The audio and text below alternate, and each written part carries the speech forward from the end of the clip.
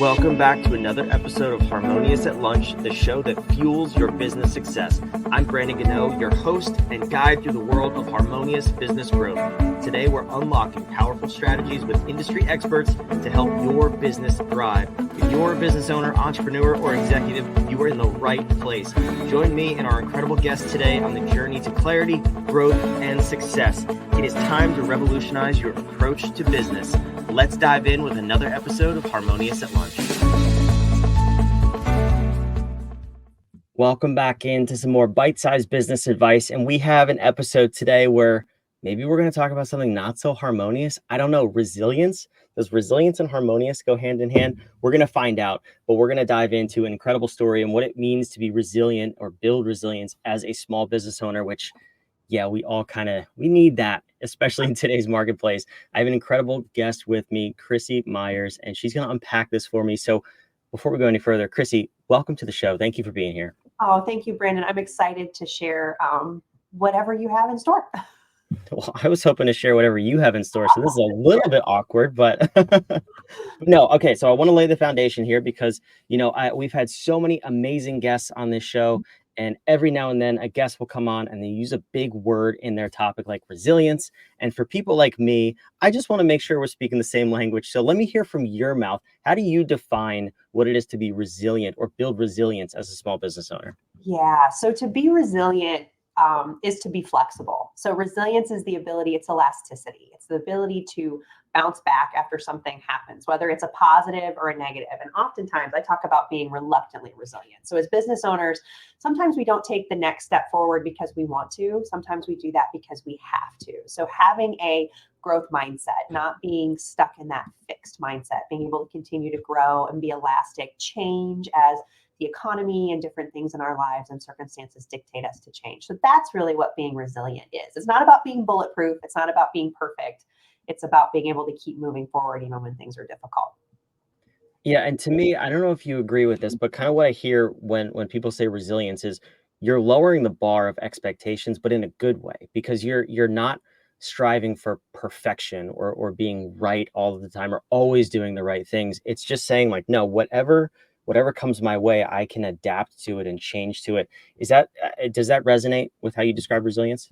I would say so. It's more of, you can't always control the waves that are coming at you, but you can adjust your sails or you can paddle into the current, learning those different tools that can help you just keep moving in the direction that you want to go. It doesn't mean that hard things aren't going to happen, but it doesn't stop us in our tracks. So yeah, I completely agree with you. Yeah. So, I mean, it doesn't to me seem like this topic aligns with what you do in terms of fractional HR support. So there's always that backstory, right? Like what made you first come upon the topic of resilience in small business and why is it a passion for you to talk about?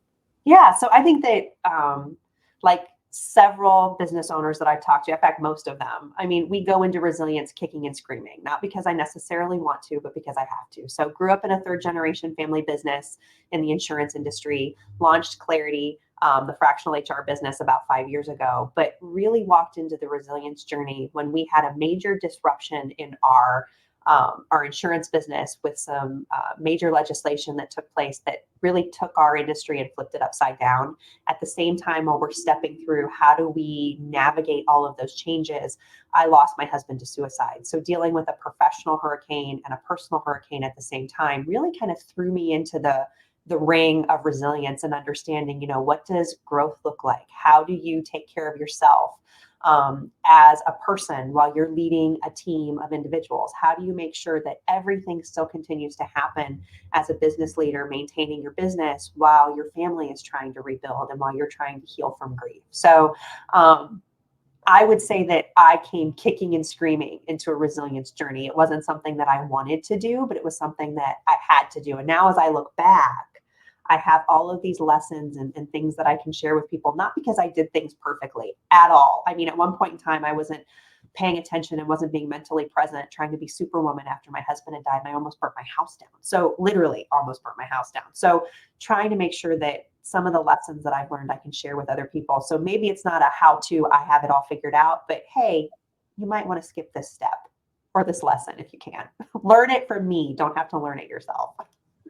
Yeah, I would love to unpack some of those lessons because I think we've all been there, right? I mean, there are times in my own life I can point to where I think the common theme, at least for me, is the phrase if I could just, or if it would just, like whatever that phrase is going to lead to, that's the kicking and screaming to me. Like I'm thinking of a time where if it was when I hired a bunch of employees and then it was chaos in my last business, and I was like, oh, if it was just simple, like before I hired all these people, and that's the kicking and screaming through resilience, right? So Mhm.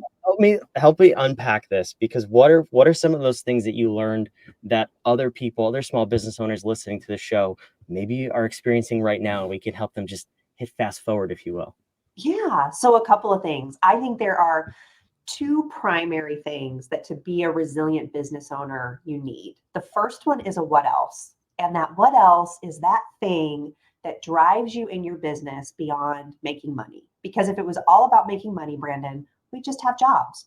We wouldn't do all of the other things that come with entrepreneurship, all of the worries about having to make payroll, hiring employees, am I serving the right part of the community? Am I delivering a good product? So I mean, having that what else beyond mission. And so for me, our what else within AUI and Clarity is that we believe that serving the community is just as important as doing business in the community. So finding a way to infuse philanthropy into our business model has been really important. And that is my what else, is creating new ripples in the world around us in our community. So that's the first. And the second thing that I would say in building a resilient business and building a resilient business leader is to continue to build your interpersonal effectiveness skills. And some of those things are enhancing your communication, growing your emotional intelligence, dealing with how do I handle difficult situations. So oftentimes how you manage stress as a business owner can take a toll on your body. It can take a toll on your family. So learning those ways to manage your distress tolerance when things aren't uncomfortable. And sometimes as a business owner, we can't solve things in a 24-hour period. There are times that it takes a week, a month, 6 months for us to get an idea to fruition or to solve a key problem or concern that we might have in our business. So being able to kind of manage some of those things. And also in communication, like being able to communicate with our employees effectively, communicate with our customers, but then also handle giving them difficult information. Because sometimes as a business leader, we don't always get to give the good news. Sometimes we have to deliver the hard news. And so building that ability to communicate effectively, validating where someone is coming from, validating sometimes their emotion or their feeling, but not always the action or the outcome is really important. And those are skills that we build as leaders over time. So those are the two things that I would say as a business owner, if you want to be resilient and really start building that flexibility and elasticity within yourself, it's finding that what else for your business that drives you beyond money, and then also building those interpersonal effectiveness skills. Yeah, the first one I think is super important because I see this all the time. People are just finding or looking for quick ways to make money. There's scam after scam on the internet, and a lot of small business owners and entrepreneurs fall for these things because there is no what else. And Yeah. there's no, that's your guiding principle is, well, if I make money, then I can serve my community. For you in particular, that's a beautiful thing. You always know that you're working in service of somebody or something else, which really pulls you forward. The second point, though, I'm really curious how Mhm. you go about accelerating that timeline, because one would argue that the best way to learn how to manage stress is to just have to manage stress over and over and over. And I don't think we want to do that. That's not good. That's not good business advice if we were to give that on this show. So what are some of those ways that you start to build those skills? Some people call them soft skills. Uh-huh. Quite honestly, those are the hardest skills to build. So I Oh, don't know why yes. we're calling them soft skills, but how do we go about developing this side of ourselves intentionally, and also accelerating that timeline somewhat, just so we don't have to do it over and over and over? Yes. So I think part of that is finding a group of people that can hold you accountable. So whether that is a mastermind group, a group of other entrepreneurs that are in your community, a group of business owner friends, finding a coach, all sorts of different things that you can do to kind of work through those, give you additional skill sets. There's all sorts of I mean, different chambers of commerce, different organizations, everybody has a course, everybody has a book. So trying to figure out, what is that one thing? If I know that I do not deliver difficult information to people efficiently and effectively, that's the skill that you need to work on. So you continue to hone what those things are. At the same time, especially as business owners, I think one thing that we struggle with, or at least I know I struggle with, Brandon, is being able to turn off. So what do I need to do to stay mentally present? Because at the end of the day, I love my business, but my business is not my family. So we have Team Awesome Sauce at home. So we have 4 people, 3 different last names, a mom that builds businesses and a dad that played team sports. You get a team name, team logo, all the things that go with it, core values. So Team Awesome Sauce is really who I truly care about, and they are my people passion. But if I don't give time to Team Awesome Sauce, and it doesn't matter whether I'm at home or not, if I'm worried about my email, if I'm worried about payroll, if I don't have the ability to turn off, I'm not in service to Team Awesome Sauce. So learning to build that skill around being mentally present in the moment is so important. And I think that especially as business owners, if we're continuing to grow and our business is continuing to grow, that is a skill that we are often looking at mastery for, because as you continue to level up that spiral, there's always going to be a different level of pressure. The other thing that's important, as someone who comes from a generational family business, so we're 3rd generation family business on the insurance side, 4th generation is getting ready to start work next week. Being able to build a business that can be handed off is also about relationship. And if you have an unhealthy relationship with your business, if your children look at your business as that other child that gets all the attention, but never really, you don't pay attention to them, they're never going to want to be in your business. So as you think about, what is the right relationship? If I have family, if I have other relationships that are important to me besides my business, how do I balance? I think that that's something, especially as business owners who have families, entrepreneurial families, we really want to make sure that we're being intentional with. That's really interesting. I want to highlight that too. And you mentioned everyone has a book to help you. Well, you have a book to help us with it too. I put it on the screen, and wherever you're watching or listening, it's also in the show notes down below. You can go grab a copy of Chrissy's book. But and I want to hear more about that in a little bit. But I want to ask that question on family business, but also giving your business too much attention as an entrepreneur. I'm a dad of 3. You're a mom of Team Awesome Sauce, which is the coolest name ever. I absolutely love that. But we have that complex situation. You and I were both in the situation of a family business too. So I kind of see this from both sides.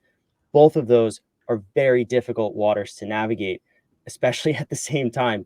So I'm curious. I mean, what are some of the things that you did both in the family business to not ruin the family dynamic? And then what are you doing now to not sacrifice time and attention with your kids, but also still grow a thriving business? Because I think both are important. Yeah.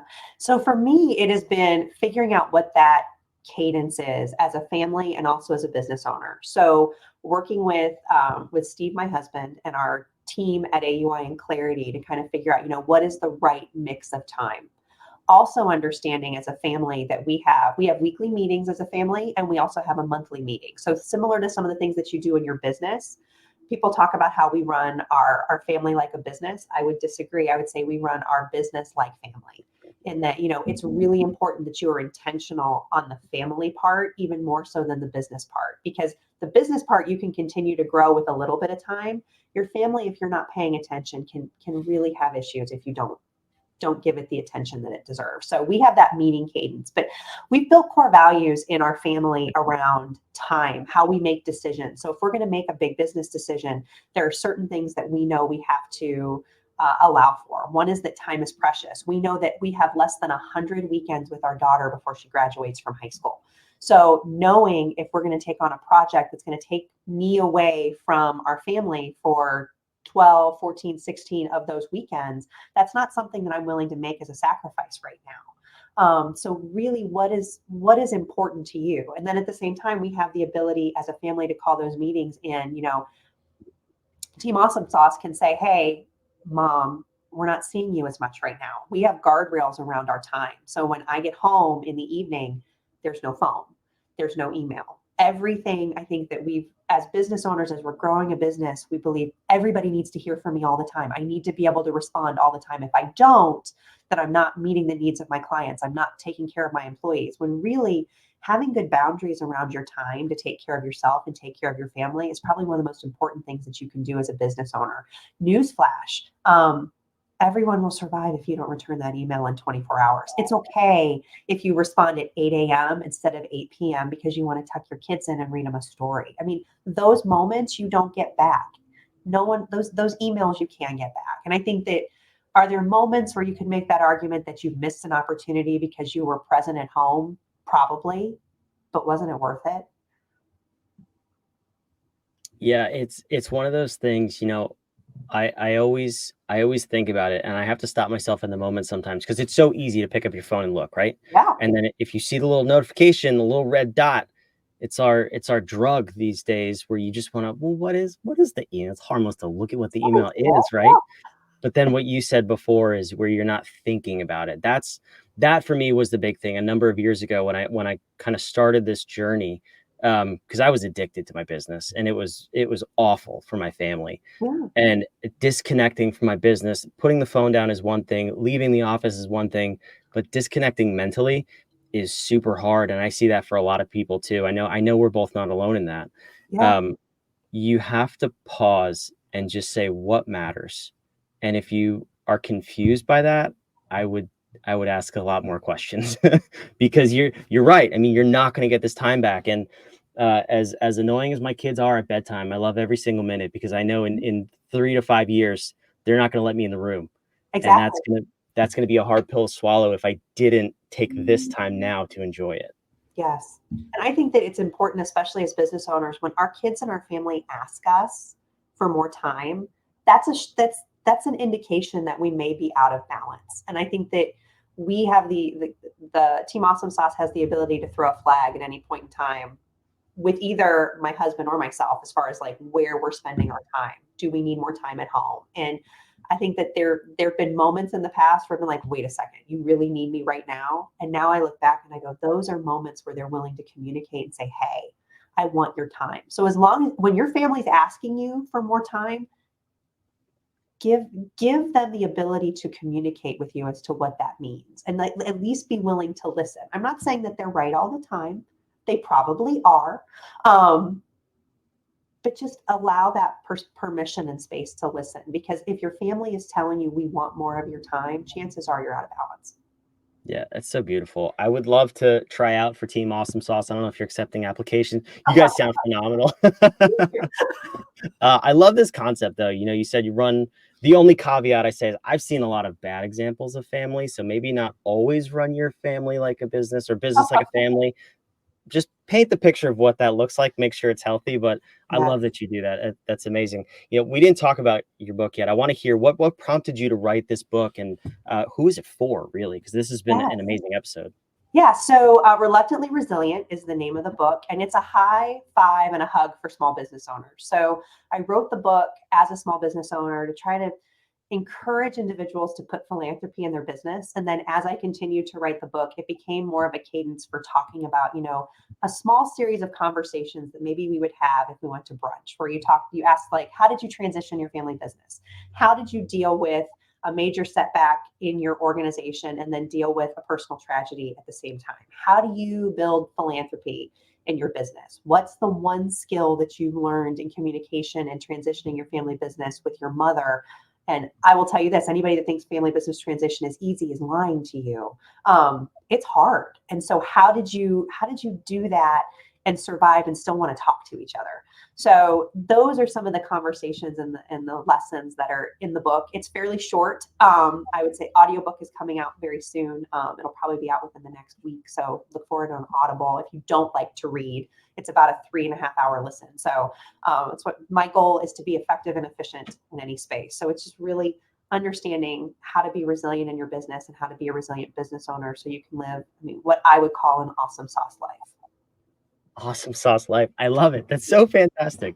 Chrissy, this has been phenomenal. And I love to end these episodes with a question from you though, because we can listen to this whole episode and it all sounds great and it's fantastic. We want to create our own Team Awesome Sauce, but I find that powerful questions get you powerful answers. That's why there's a giant obnoxious question mark behind my head here. So I want to know, for you, what is that question that you want the listener to walk away with and think about for the rest of today, the rest of this week, the rest of this month, about building that resilience in their lives and in their small business, what do you want someone to think about until they get that powerful answer? Yes. So much about building resilience is what enables us to create ripples. We may not necessarily know what that initial drop was, but we can always see the ripples on the water. So my question is, how do you create ripples in your life? Whether it's in your business or it's in your family, how do you want to create those ripples?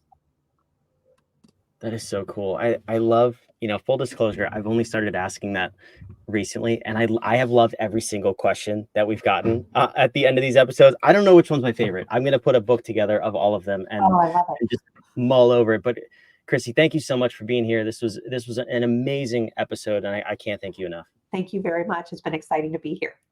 For those of you watching, listening, wherever you are, we want to make sure you subscribe so you keep hearing this podcast every single day of the week. And if you want to learn more about Chrissy, there's so many other things that she does that we didn't even get to unpack. It's all down in the show notes and description down below, along with a link to go get your copy of the book. Get a high five and a hug as a small business owner. How awesome is that? We'll see you next time on Harmonious at Lunch. Thanks for being here.